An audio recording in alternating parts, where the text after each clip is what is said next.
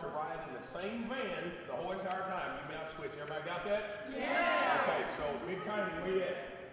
Big Tiny's gonna sanctuary us, and then we will load up. I've always wanted to work with kids in youth ministry, and so I just graduated from college and got hired as the youth director.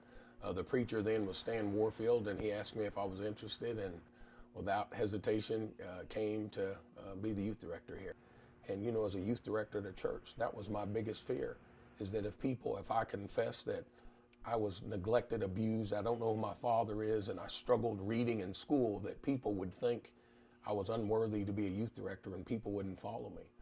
But what I found out is that we're all hurting and we all have issues in some way, shape, or form. And more than anything else, we want to connect with real people, not perfect people.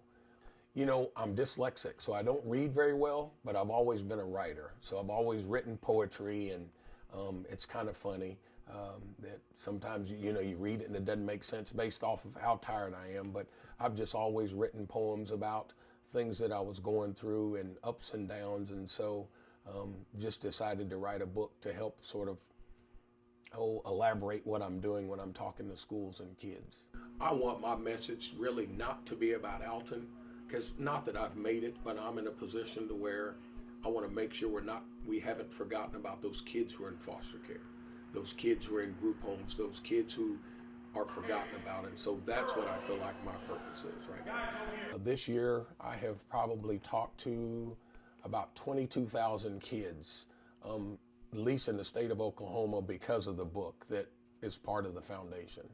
Yeah, just read it in pieces. You really couldn't absorb it all at one time. So yeah, because now I just thought, especially when you see where he is now and what he had to put up, you know, the kind of background that he had, and it just made me admire him all the more. But it also made me just suffer for the little boy that went through all of that.